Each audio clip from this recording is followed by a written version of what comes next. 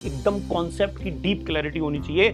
Newton का एक नियम दे दिया, आपको जो है सर उस पे हजारों सवाल बनाने आने चाहिए। This is very very new era of biology, biotechnology and application, trending में रहता है तो आपको पढ़ना चाहिए।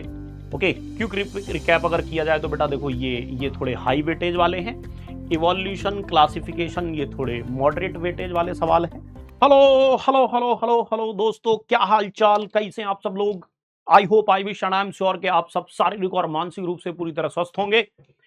ओके, और अपना काम पूरी ईमानदारी और लगन मेहनत से कर रहे होंगे। इसी उम्मीद और कामना के साथ सर नमस्कार, आदाब, सत श्री अकाल, जय श्री राम। शुरू करते हैं। आज सर बुगेम्बो आपके लिए लेके आया है एनएससीजेएस वाले छोटे छोटे नन्हे मुन्ने बच्चों के लिए बहुत ही खतरनाक चीज।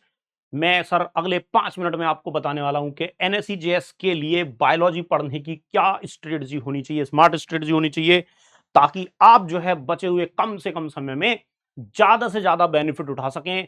ओके, कौन से की पॉइंट हमको पढ़ने चाहिए, कहां ज्यादा अटेंशन देना चाहिए ताकि स्कोर बूस्ट अप कर सके, है ना, स्मार्ट स्टडी कैसे किया जा सके। तो दोस्तों बने रहिएगा, मैं जल्दी ही आपको बताने वाला हूं बहुत ही कमाल की बातें।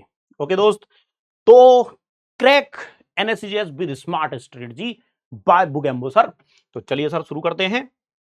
नेक्स्ट हमारा होने वाला है, पहले हम देख लेते हैं इंट्रोडक्शन। तो बेटा एनएससीजेएस के बारे में लगभग आप सबको पता ही होगा क्योंकि भाई आप एनएससीजेएस का एग्जाम देने वाले हो। यहां पर बेटा यूजुअली ये 8th 9th के बच्चों के लिए एग्जाम होता है, 10th के बच्चे भी इसको दे देते हैं, और 9th 10th लेवल का आपका थोड़ा थिंकिंग एबिलिटी ज्यादा होनी चाहिए, मतलब दिमाग ज्यादा लगता है ना सर। हाँ, कॉन्सेप्ट वही रहता है तो उस पर बेस्ड है।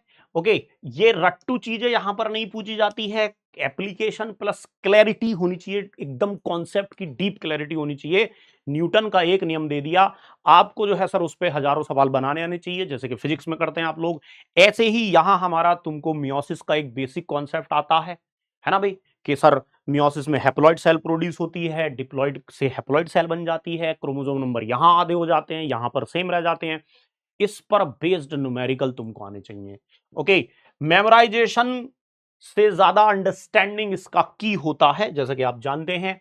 ओके, और सर जो मेन टॉपिक हम अगर आपको मैं बताऊं तो बेटा देखो, सेल बायोलॉजी, जेनेटिक्स, और उधर आपका बायोटेक, इवोल्यूशन, फिजियोलॉजी, ये मेन की पॉइंट, एंड थोड़ा बहुत इकोलॉजी। ओके, तो जैसे कि सेल बायोलॉजी में बेटा जो सेल का ऑर्गेनल कैसे काम करता है, cell membrane, osmosis, basically osmosis and diffusion, mitosis and meiosis. और सर यहां से बहुत बार बार सवाल आते रहते हैं और बेस है sir, cell is the fundamental unit of life, है ना, फंडामेंटल है लाइफ का सर। सेल है तो लाइफ है, बिल्डिंग ब्लॉक है सर लाइफ का। तो सेल बायोलॉजी जो है वो आपके एनएससीजेएस के लिए भी बिल्डिंग ब्लॉक यानी कि बेसिस बनाती है, स्ट्रॉन्ग बेसिक बनाती है, और आप उस पर अपनी एनएससीजेएस की बिल्डिंग खड़ी कर पाते हो। जेनेटिक्स एंड हेरिडिटी सर वाव, है ना सर।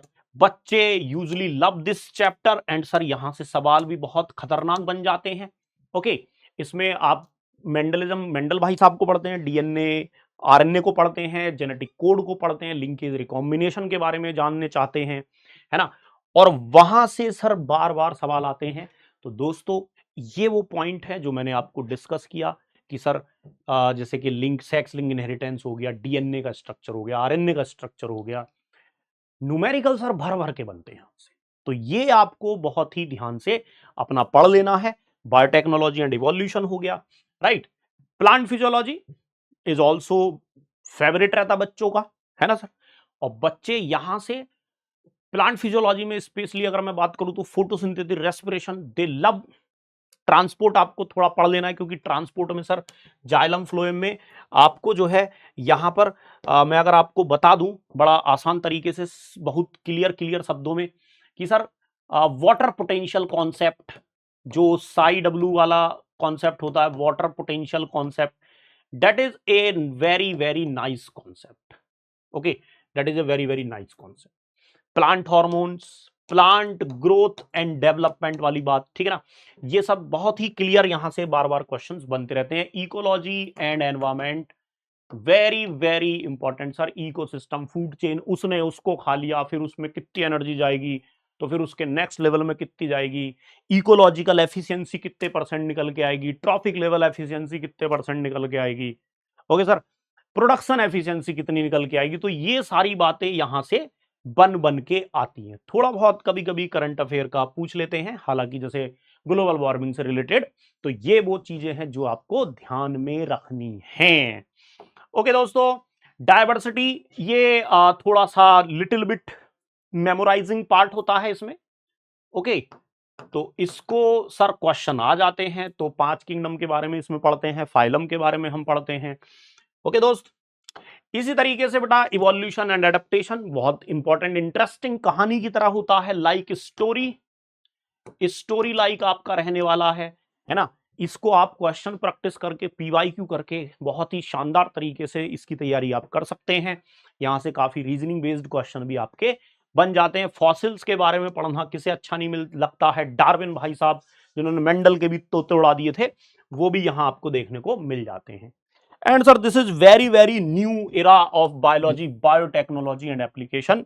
यहां पर आप रिकॉम्बिनेंट डीएनए टेक्नोलॉजी, कैसे इंसान जो है नए नए ऑर्गेनिज्म क्रिएट कर रहा है ना, नए नए ऑर्गेनिज्म में नई नई चीजें, ऑर्गन्स डेवलप कर रहा है, वो सब यहां देखा जाता है। इस पर से भी सर ठीक ठाक सवाल आपके बन जाते हैं। तो एनएससीजेएस के लिए ये सर ऑब्वियस सी बात है, ट्रेंडिंग में रहता है, तो आपको पढ़ना चाहिए। ओके, क्विक रिकैप अगर किया जाए तो बेटा देखो, ये थोड़े हाई वेटेज वाले हैं। इवोल्यूशन, क्लासिफिकेशन, ये थोड़े मॉडरेट वेटेज वाले सवाल हैं, है ना। हाई वेटेज का मतलब है कि आपको बायोलॉजी के मोस्ट ऑफ द क्वेश्चन जो वो यहां से देखने को मिलेंगे। ओके बेटा, एनसीईआरटी जरूर पढ़ना है। इवन 11th एंड 12th के भी रिलेटेड टॉपिक पढ़ लेने हैं। जो रिलेटेड टॉपिक्स हैं, जैसे जेनेटिक्स आपको पढ़ लेनी है ना, फिजियोलॉजी पढ़ लेनी है। पीवाईक्यू सर जरूर सर सबसे बेस्ट ये है, आप पीवाईक्यू सर लगाते रहिएगा, है ना। नोट्स बनाइएगा, डायग्राम सर जो है जरूर, diagram and cycles, connection link करना, ये सर तैयारी के 4 चांद लगाने वाले क्या हैं आपके पॉइंट हैं। ओके दोस्त, resource 9, 10 science, 11, 12 biology NCERT. Bio NCERT में बेटा सेलेक्टेड, सारा नहीं पढ़ना है, सेलेक्टेड चैप्टर्स, जो चैप्टर्स पढ़ाए जा रहे हैं मतलब, है ना। जैसे कैम्बल पढ़ लेनी है, और ओलंपियाड वाला की टेस्ट सीरीज सर एकदम मतलब फेबुलस, खतरनाक एकदम, ठीक है ना सर। और पिछले 10 साल के एक्सपीरियंस, मतलब आपके क्वेश्चंस, बस हो गया सर, है ना। तो इतना सब कुछ आप कर लीजिए, और ये है सर हमारी तरफ से फाइनल डोज। बायोलॉजी सिर्फ जो है एक रट्टा मारने का हिसाब किताब नहीं है, this is all about the learning and understanding how life work and how sir biology work in the NSCJS. Okay yes, तो अगर आप इच्छुक हैं, है ना सर, क्यूरियस हैं, तो सर वेलकम, और करिए कर क्रैक एनएससीजेएस। देन मिलते हैं आपके साथ जल्दी ही आईएनजेएसओ के लिए मिलेंगे सर आपसे, जुड़े रहिएगा ओलंपियाड वाला से। ओके दोस्तों, bye bye, have a nice day, always be happy, हमेशा खुश रहिएगा। खुश रहने से बॉडी में सेरोटोनिन, डोपामिन, एंडोर्फिन जैसे हार्मोन बनते हैं, जो कि आपकी तरफ हर किसी को अट्रैक्ट करते हैं सर। पढ़ाई भी आपकी तरफ अट्रैक्ट होती है, लोग भी आपकी तरफ अट्रैक्ट होते हैं, और सक्सेस भी आपकी तरफ अट्रैक्ट होती है। बस खुश रहना स्टार्ट कर दीजिए, बेवजह खुश रहना स्टार्ट कर दीजिए।